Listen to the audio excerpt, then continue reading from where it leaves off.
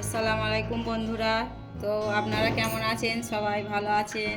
আজকের আমি নতুন ধরনের একটা রেসিপি নিয়ে এসেছি, তো লঙ্কার আচার। আপনারা দেখুন আমি কিভাবে লঙ্কার আচারটা বানাই। তো এখানে নিয়ে এসেছি লঙ্কা, 500 মতো লঙ্কা আছে এখানে। তো আমি লঙ্কাগুলো আগে থাকতে রোদে ভালোভাবে শুকিয়ে নিয়েছি হালকা করে, না শুকোলে না পানি পানি থাকলে আচারটা ভালোভাবে হবে না। এখানে আমি আচার বানাবার জন্য কিছু মশলা নিয়ে নিয়েছি।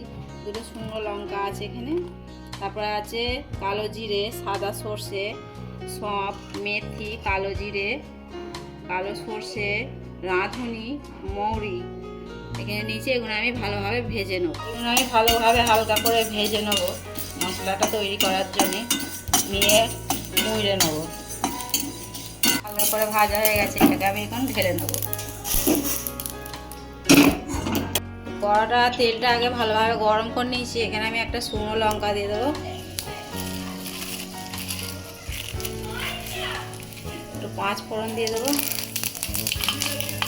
তেলটা গরম আচারে দেওয়ার জন্য একটু রাঁধুনি দিয়ে দেবো। তেলটাকে ভালোভাবে ফুটতে এটাকে গ্যাসটাকে বন্ধ করতে হবে।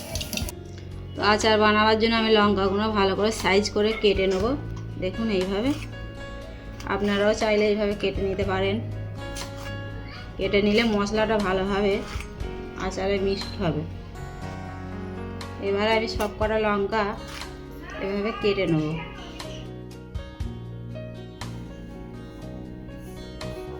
দেখুন আচার বানাবার জন্য আমি একটা এখানে পাতিলা নিয়েছি। তো এই পাতিলার মধ্যে লঙ্কাটা আমি যে কেটে রেখেছি ওইটা এখন ঢেলে নেব। এক করে সব মশলাগুলো এবারে দিয়ে নেব। তো আমি যেই মশলাগুলো আপনাদের দেখিয়েছি ওই মশলাগুলো পিষে রেখেছিলাম, সব ভেজে এগুলো দিয়ে দেবো সব।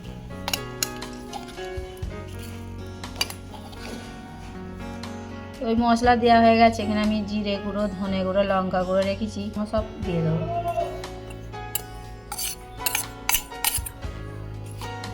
অল্প করে একটু চাট মশলা দিয়ে দেবো।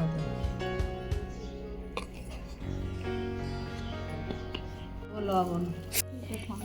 তো এখানে একটা আগে থাকতে লেবু কেটে রেখে দিয়েছি, হালকা করে লেবুর রসটাও দিয়ে দেবো এতে। লেবুটা এতে আমি দিচ্ছি যাতে স্বাদটা ভালোভাবে আসে। তো আপনারা রুটি দিয়েও খেতে পারেন, ভাত দিয়েও খেতে পারেন, খুব ভালো লাগবে। এটাকে আমি এখন ভালোভাবে মাখতে নেব।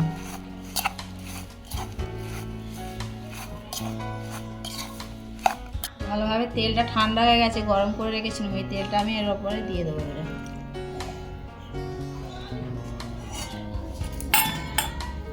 দিয়ে আমি ভালোভাবে এটাকে মেখে নেব।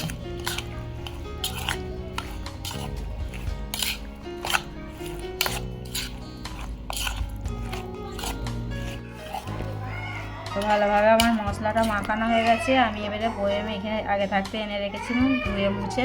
তো বয়েমে আমি এক একটা করে মশলা আচারটা ভরে নেব।